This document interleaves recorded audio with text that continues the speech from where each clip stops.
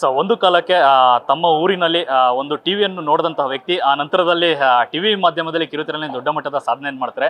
ಅಷ್ಟಕ್ಕೂ ಅಸಾಧ್ಯವನ್ನ ಸಾಧ್ಯ ಮಾಡೋಕ್ಕೋಸ್ಕರ ಈಗ ಬೆಳ್ಳಿತೆರೆಗೂ ಕಾಲಿಟ್ಟಿದ್ದಾರೆ. ಇಲ್ಲೂ ಕೂಡ ಈಗ ಆಲ್ರೆಡಿ ಬಿಟ್ಟಿರುವಂಥ ಗ್ಲಿಮ್ಸಸ್ ಮೂಲಕ ಆ ಸಾಧನೆಯ ಒಂದು ಏನು ಹಾದಿ ಇದೆ ಅದನ್ನ ತೋರಿಸ್ಕೊಟ್ಟಿದ್ದಾರೆ. ಸೊ ಈಗಷ್ಟೇ ಸಿನಿಮಾದ ಒಂದು ಟ್ರೈಲರ್ ಲಾಂಚ್ ಆಗಿದೆ, ಕೋಟಿ ಸಿನಿಮಾದ ಟ್ರೈಲರು. ಸೊ ನಮ್ಮ ಜೊತೆಗೆ ಸಿನಿಮಾದ ನಿರ್ದೇಶಕರಾದಂಥ ಪರಮ್ ಅವರು ಇದ್ದಾರೆ, ಬನ್ನಿ ಮಾತಾಡ್ಸೋಣ. ಸರ್ ನಮಸ್ತೆ. ಮೊದಲಿಗೆ ಕಂಗ್ರಾಟ್ಸ್ ಸರ್. ಎಸ್ ಸರ್, ಖಂಡಿತ ಸರ್. ಮೊದಲ ತುಣುಕುಗಳಲ್ಲೇ ಸಾಕಷ್ಟು ಇನ್ಪುಟ್ಸ್ ಅನ್ನು ಕೊಡ್ತಾ ಇದ್ರೆ ಜನಗಳಿಗೆ, ಕೋಟಿ ಯಾವ ಕಾರಣಕ್ಕೆ ನೋಡಬೇಕು ಅಂತ. ಸೊ ನಾನು ಮೊದಲೇ ಹೇಳ್ದಂಗೆ ಓಪನಿಂಗ್ ಅಲ್ಲಿ ಒಂದು ಊರಿನಲ್ಲಿ ಟಿವಿಯನ್ನು ನೋಡಿದಂಥ ವ್ಯಕ್ತಿ ಟಿವಿ ಮಾಧ್ಯಮದಲ್ಲಿ ಕಿರುತೆರೆಯಲ್ಲಿ ದೊಡ್ಡ ಮಟ್ಟದ ಸಾಧನೆಯನ್ನು ಮಾಡ್ತೀರಿ. ಅದೆಲ್ಲವನ್ನು ಹೊರತುಪಡಿಸಿ ಒಂದು ಒಳ್ಳೆ ಜಾಬ್ ತುಂಬುವಂಥ ಕೆಲಸ ಎಲ್ಲವನ್ನು ಬಿಟ್ಟು ಸಿನಿಮಾ ಅನ್ನೋ ಕನಸಿನ ಹಿಂದೆ ಬಿದ್ದಿದ್ದು ಯಾಕೆ ಅಂತ? ಇಲ್ಲ, ಕತೆ ಹೇಳಬೇಕು ನನಗೆ ಅಷ್ಟೇ. ದೊಡ್ಡ ತೆರೆಯಲ್ಲಿ ಕತೆ ಹೇಳಬೇಕು ಅನ್ನೋ ಹುಚ್ಚಿಗೆ, ಕತೆ ಹೇಳಬೇಕು ಅನ್ನೋ ಒಂದು ಪ್ಯಾಷನಿಗೆ.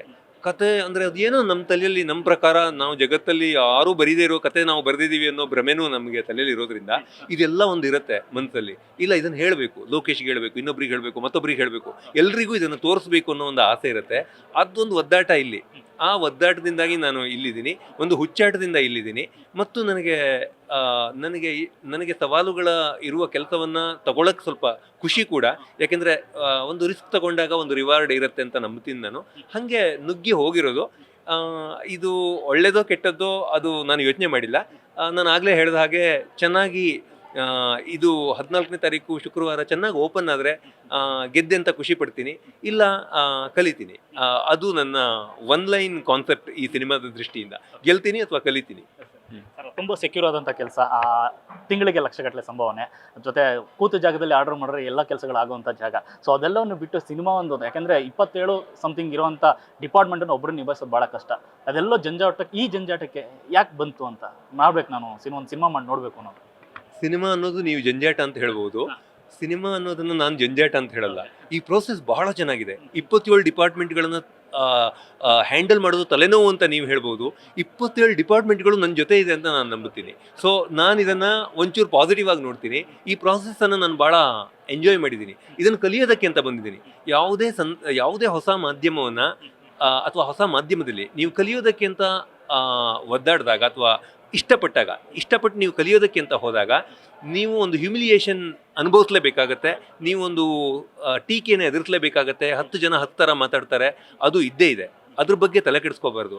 ಅದನ್ನು, ಯಾಕೆಂದರೆ ಇದು ನನಗೆ ನೋವಾಗಿಲ್ಲ ಅಂತಲ್ಲ, ಎಷ್ಟೋ ಸಾರಿ ಅದನ್ನು ಅನುಭವಿಸಿದ್ದೀನಿ ಕೂಡ.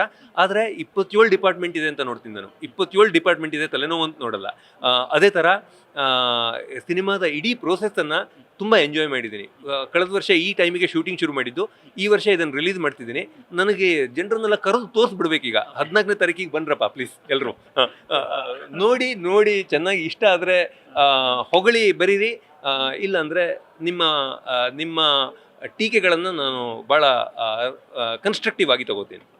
ಸಿನಿಮಾನ ರಿವ್ಯೂ ಮಾಡೋದು ಕಷ್ಟನಾ ಅಥವಾ ಸಿನಿಮಾನ ಮಾಡೋದು ಕಷ್ಟ ಅಂತ? ಯಾಕೆಂದರೆ ಹೋದ ಸರಿ ವೇದಿಕೆಯಲ್ಲಿ ನಿಂತ್ಕೊಂಡು ಮಾತಾಡ್ತಿದ್ರೆ ಸಾಕಷ್ಟು ಬರಿತಾ ಇದೆ, ಸಿನಿಮಾಗಳ ಬಗ್ಗೆ ವಿಮರ್ಶೆ ಮಾಡ್ತಾ ಇದೆ, ಹಾಗೆ ಹೇಗೆ ಅಂತಂದ್ಬಿಟ್ಟು. ಬಟ್ ವಾಸ್ತವವಾಗಿ ನಾನು ಆ ಜಾಗದಲ್ಲಿ ನಿಂತಾಗ ಗೊತ್ತಾಯ್ತು ಕಷ್ಟಗಳು ಅಂತಂದ್ಬಿಟ್ಟು. ನಿರ್ದೇಶನ ಅನ್ನೋದು ಯಾವ ಮಟ್ಟಿಗೆ ಕಷ್ಟ ಕೊಡ್ತು ಅಂತ ಆರಂಭದಲ್ಲಿ? ಇಲ್ಲ, ಇದನ್ನು ನಾನು ಒಪ್ಪೋದೇ ಇಲ್ಲ. ಯಾವ ಕೆಲಸ ಹೆಚ್ಚು ಕಷ್ಟ, ಯಾವ ಕೆಲಸ ಕಡಿಮೆ ಕಷ್ಟ ಅಂತ ನಾನು ಒಪ್ಪೋದೇ ಇಲ್ಲ ಲೋಕೇಶ್. ಯಾಕೆಂದರೆ ಈಗ ನೀವು ಈ ಒಂದು ಇಂಟರ್ವ್ಯೂ ಮಾಡೋದಕ್ಕೆ ನಿಮ್ಮ ಕಷ್ಟ ಇದೆ. ಈ ಕ್ಯಾಮ್ರಾಮನ್ಗೆ ಅದನ್ನು ಇಲ್ಲಿ ಈ ಸೌಂಡು ಮತ್ತು ಈ ತೊಂದರೆಯಲ್ಲಿ ಇದನ್ನು ಶೂಟ್ ಮಾಡೋಕ್ಕೆ ಅವ್ರದ್ದೇ ಆದ ಕಷ್ಟ ಇದೆ.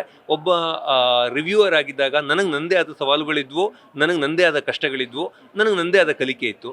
ಆ ಥರ ಸಿನಿಮಾದಲ್ಲಿ ನಿರ್ದೇಶನ ಕೂಡ ಒಂದು ಬಿಸ್ನೆಸ್ ಹೆಡ್ ಆಗಿದ್ದಾಗ ನನಗೆ ನನ್ನದೇ ಆದ ಸವಾಲುಗಳು ಇದ್ವು, ಅಡ್ವಾಂಟೇಜ್ಗಳು ಇದ್ವು, ಕಲಿಕೆಯೂ ಇತ್ತು. ಅದೇ ಥರ ಸಿನಿಮಾ ನಿರ್ದೇಶನ ಕೂಡ ಯಾವ ಕೆಲಸವೂ ಹೆಚ್ಚಿಲ್ಲ, ಯಾವ ಕೆಲಸವೂ ಕಡಿಮೆ ಇಲ್ಲ. ಈಗ ನೀವು ಇಲ್ಲಿ ನನಗೆ ಪ್ರಶ್ನೆ ಕೇಳ್ತಾ ಇದ್ದೀರಿ ಅನ್ನೋ ಮಾತ್ರಕ್ಕೆ ನೀವು ಹೆಚ್ಚು ಅಲ್ಲ, ಅಥವಾ ಪ್ರಶ್ನೆ ಕೇಳ್ತಿದ್ದೀರಿ ಅನ್ನೋ ಮಾತ್ರಕ್ಕೆ ಕಡಿಮೆನೂ ಅಲ್ಲ. ನನ್ನ ಲೆಕ್ಕದಲ್ಲಿ ಈ ಕೆಲಸವನ್ನು, ಈ ಕ್ಷಣವನ್ನು ನಾವು ಎಂಜಾಯ್ ಮಾಡ್ಕೊಂಡು ಮಾಡೋಕ್ಕಾಗ್ಬಿಟ್ರೆ ತುಂಬ ಚೆನ್ನಾಗಿರುತ್ತೆ ಅಂತ ನಂಬ್ತೀನಿ ನಾನು. ಹಾಗೆ ಎಂಜಾಯ್ ಮಾಡ್ಕೊಂಡು ಮಾಡಿಬಿಟ್ಟಿದ್ದೀನಿ. ಇದನ್ನು ಎಂಜಾಯ್ ಮಾಡ್ಕೊಂಡು ಇದಕ್ಕೆ ಧುಮುಕ್ಬಿಟ್ಟಿದ್ದೀನಿ. ಈಗ ಸ್ವಲ್ಪ ಇದನ್ನು ಒಂದ್ಸಾರಿ ಹಿಂತಿರುಗಿ ನೋಡಿದಾಗ ಸ್ವಲ್ಪ ಭಯ ಆಗ್ತಾ ಇದೆ. ಬಟ್ ಎಂಜಾಯ್ ಮಾಡ್ಕೊಂಡು ಮುಂದೆ ಹೋಗ್ಬಿಟ್ಟಾಗಿದೆ. ಈಗ ಚಾಯ್ಸ್ ಇಲ್ಲ. ಈಗ ನಾನು ಇನ್ನೊಬ್ರಿಗೆ ಹೇಳ್ತಾ ಇದ್ದೆ, ನಮ್ಮ ಊರಲ್ಲಿ ನಾವು ಸ್ವಲ್ಪ ಡ್ರಾಮ್ಯಾಟಿಕ್ ಆಗಿದೆ ಇದು ಸ್ಟೇಟ್ಮೆಂಟು, ಆದರೂ ಹೇಳ್ತೀನಿ, ವಿಜಯವೋ ವೀರಮರಣವೋ ಒಂದು ಆಗಲೇಬೇಕು, ಅದು ಹೋಗ್ಬಿಡೋಣ ಅಂತ.